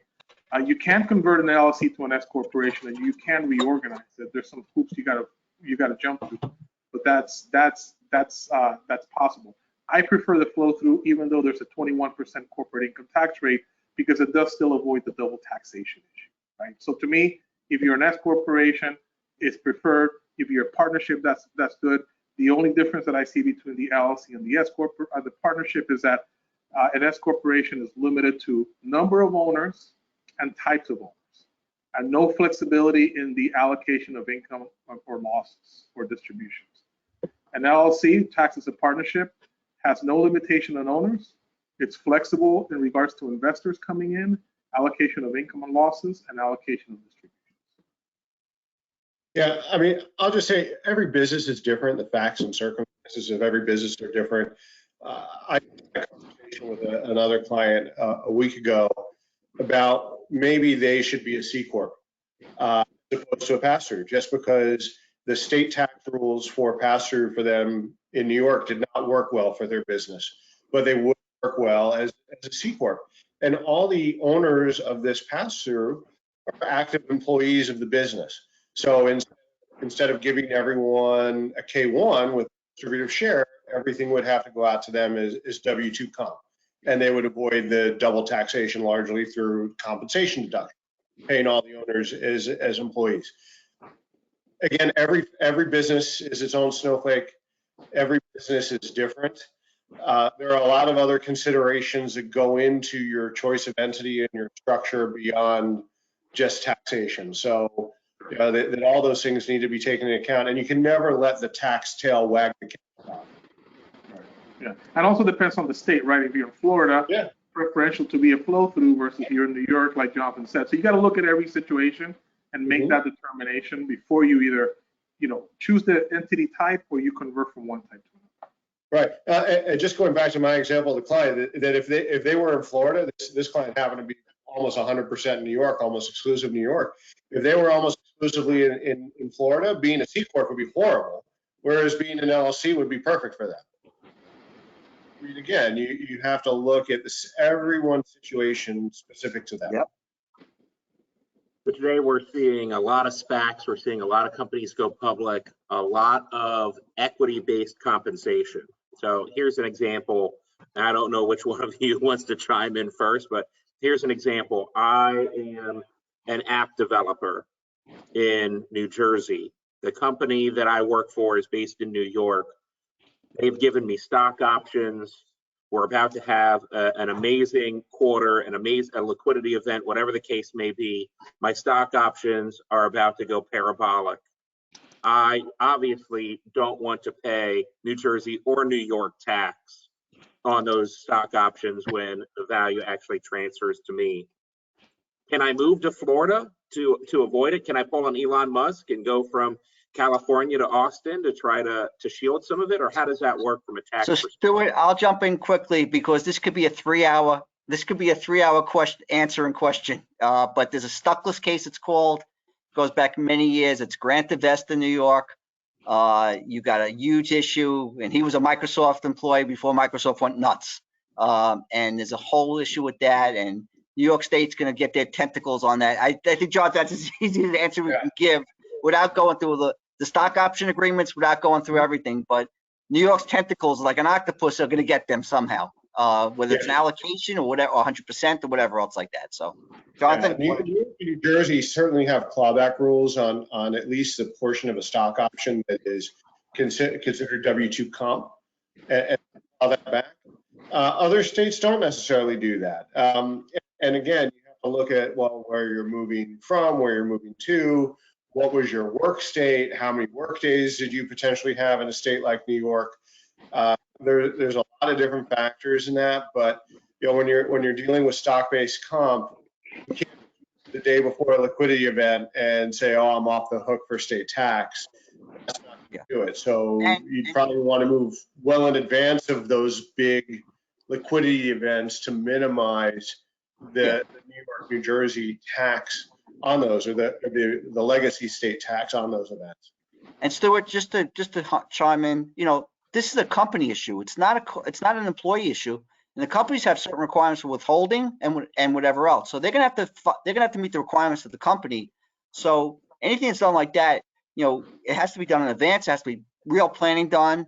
And again, we have to look at every stock option agreement because each one is set up differently, and there's different vesting, is a future, is a past, or whatever else like that. So it's not a one question answer, and it's complicated, and we do this many times for clients, but as Jonathan said, there's a big clawback in a lot of states, and the states are going to get more and more aggressive As people move out, they're going to say, we need that revenue before you can go. That's the exit tax you got to pay to the state before you get out.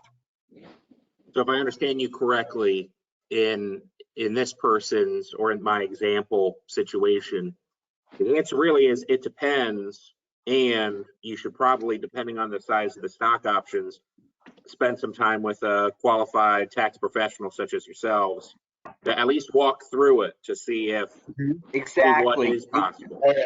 Yes, exactly. It's a complicated area, it really is. And a lot of, everybody's got different types of plans, whether it's ISOs, whether it's, whatever else. So there's all kinds of different scenarios. So you have to look at the whole issue, and you got to look at the plan itself. That's why Jonathan's an attorney. It's perfect. He would look at the contract and see what's there, and then we come up with the right answer or the wrong answer. I always can't give the right answer. The right answer may be the wrong answer, since the wrong answer is paying tax. The state of Florida's residents have been fairly unscathed by the Trump era cap on SALT deductions. So we have definitely been the beneficiary. High tax states have definitely been the net loser in that.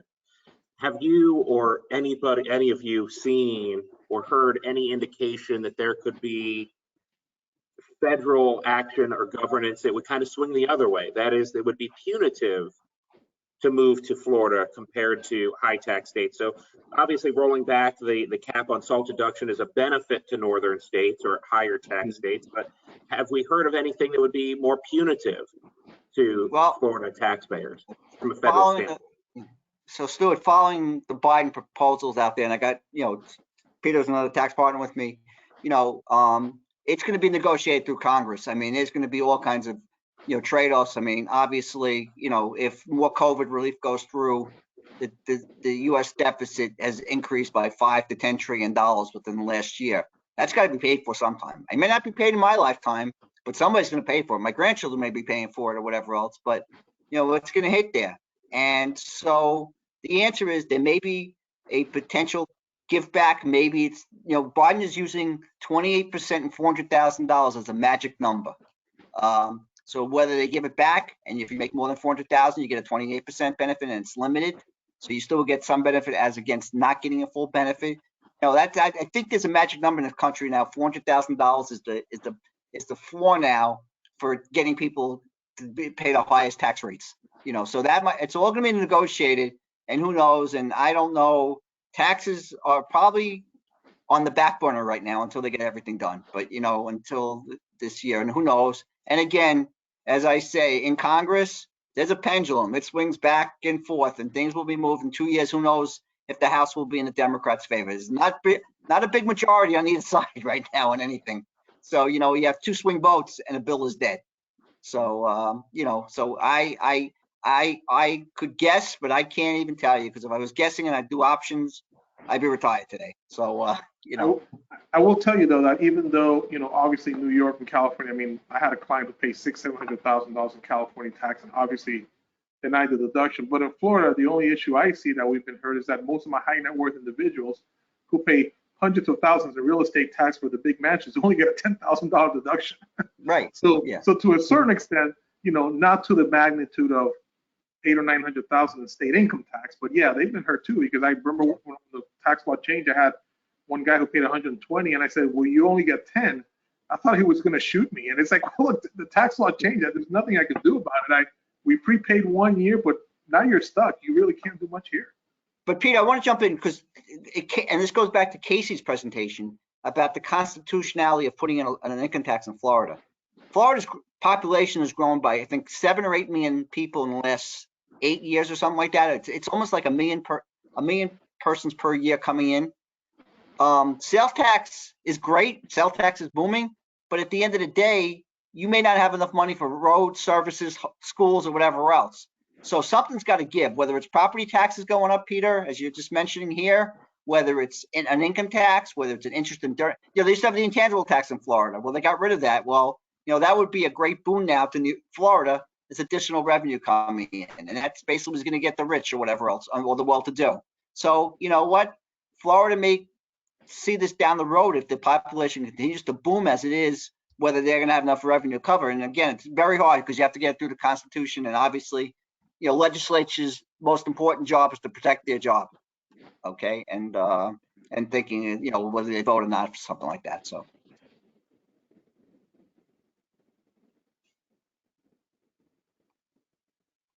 Casey, I have a question for you. We've talked a lot about the quality of living down in Florida with respect to taxes, economic growth. What is your assessment of kind of the theater or arts scene here in Florida? Maybe you could speak just about Florida broadly. You know, in New York or the tri-state area, you have the best restaurants in the world. You have the best musicals, plays, symphonies, ballets in the world. You know, what is there here in Florida that if you move here to keep you busy when you're not talking taxes?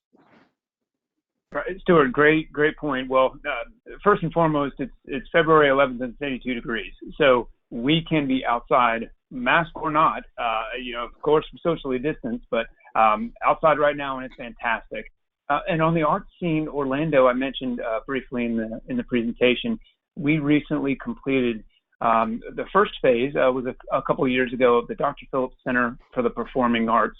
This is a facility that has as perfect acoustics as exists on the planet. The first phase was about $500 million. The phase two, which is almost complete, is another $250 million. So when you say, does Orlando take the arts seriously? You better believe it does. And what's more, due to our world-class hospitality industry, we've got a higher percentage of performing artists in our region than exists anywhere else in the country. So it's not uncommon at all to see people just playing music. It's not uncommon at all to go see a show that's affordable, but also world-class, right? We've got a tradition in my family to go see the Nutcracker every year during Christmas time, and it's available.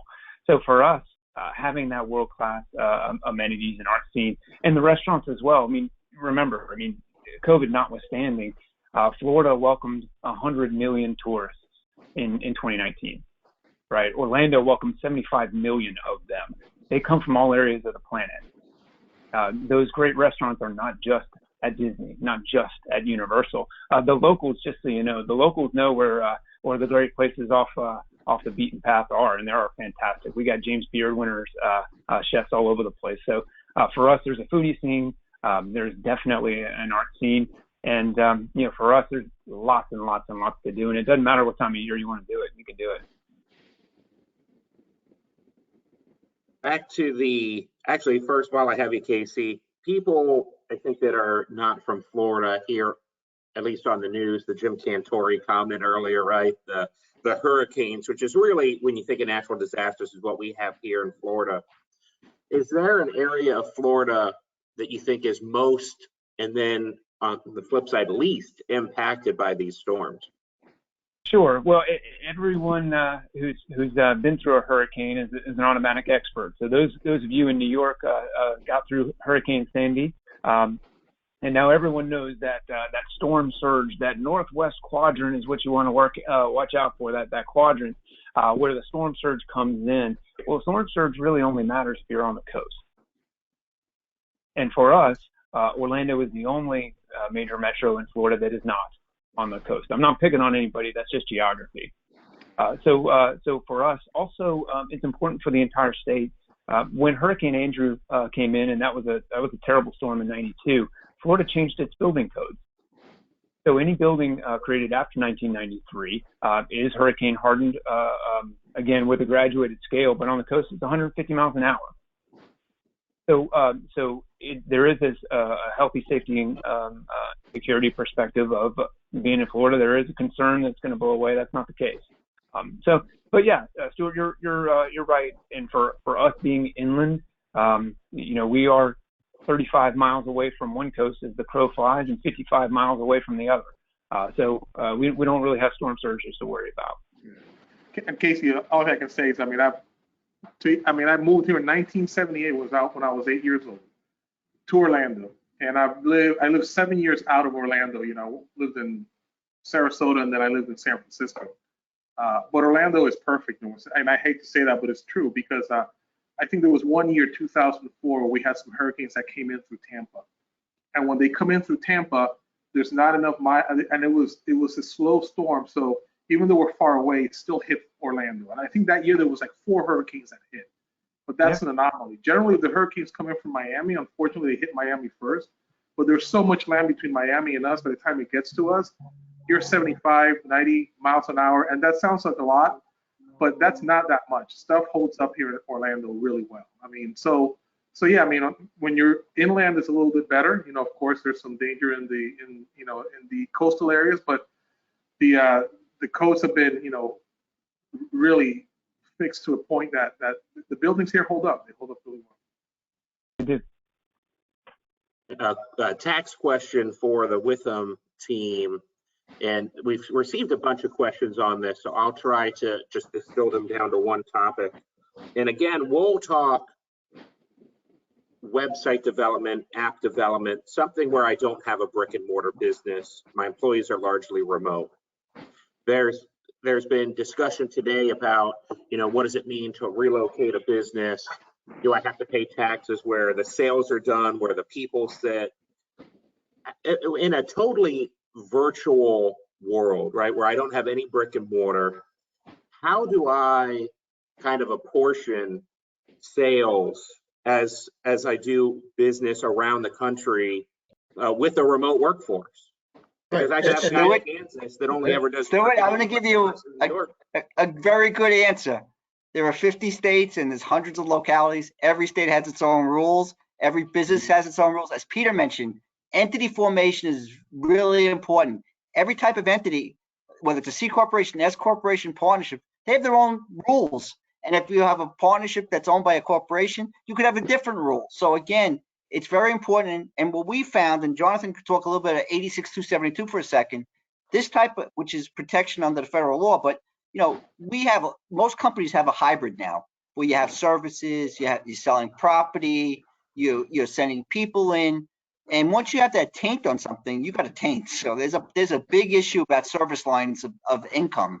And it's really important. Like, you know, so you're in the auto, you know, you're an auto niche. Well, you sell a car, then you got to service a car, then you might buy parts from the car. The car breaks down in another state. You take it there for warranty work, so you go into a different dealer there. So whose tentacles now that they may the dealer that fixes the car in one state may go back to the dealer that you bought the car if there's a lemon problem, whatever else like that. So you look at this whole thing, and you could have issues all over the place. What are they doing? You know, what are they selling? What are they doing? You have also, you know, anything with the electronics now, with the apps or whatever else like that. That's a whole different world. So Jonathan, why don't you give us a little thing? Stuart, I got to jump off in 3 minutes because I actually have a client call, so I have to take care of it. So, Casey, I'll speak to you after my call. If you give me a call, and I'll call you back. But I really appreciate everybody for, you know, giving us the time. And I see we still have 150 people on, which is still amazing, or 140, a half an hour running over, which is great. But I'll listen on for 2 more minutes, and I'm gonna jump to my other call. So Thank you. Client service. The example with the car, I mean, cars have really changed. I mean, a car in the 1980s used to all just be made out of steel. Now a new car today is really a very sophisticated computer that happens to have an engine and 4 wheels. So, you know, all those software updates taint that business. So, you know, you look at a car today, you're really just riding around in a computer program. And that computer program is to be serviced, and that service creates nexus for the car company pretty much everywhere, or potentially create nexus for the car company everywhere. So, you know, when you're dealing with, again, web development, when, you know, your employees are all remote and all virtual, well, those employees potentially create nexus for you everywhere you have those employees. You know, where are those services going to be sourced? Well, there's 50 different states and 50 different rules. Some states, there's different rules depending on the type of entity you are. In New York, if you're a C Corp, you source the receipts based off of where the customer is. If you're a partnership, you base it off of where you did the work. And if you're you know, an LLC owned by a corporation, well, then you have to go from one set of rules to the other. You know, so you really have to look at it as entity by entity, business by business, state by state. Alina, Monica, you had mentioned earlier on something about a 60-40 portfolio. We had a question about what that means in terms of expected returns. If you're still around.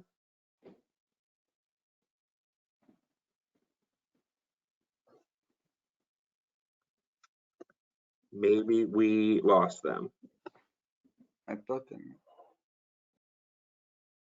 Well, just to be respectful of everybody's time, I know that we've gone 30 minutes over here. I'd like to thank each of the attendees as well as the presenters today for the relocation webinar. Casey would sincerely appreciate the opportunity to continue to collaborate and be in partnership with the Orlando Economic Partnership. Jonathan, Barry, Peter, thank you very much for your time today. Our pleasure. Our Okay, pleasure. take care, everybody. Thank you. Speak to you later. Appreciate it. Thank you very much. Bye.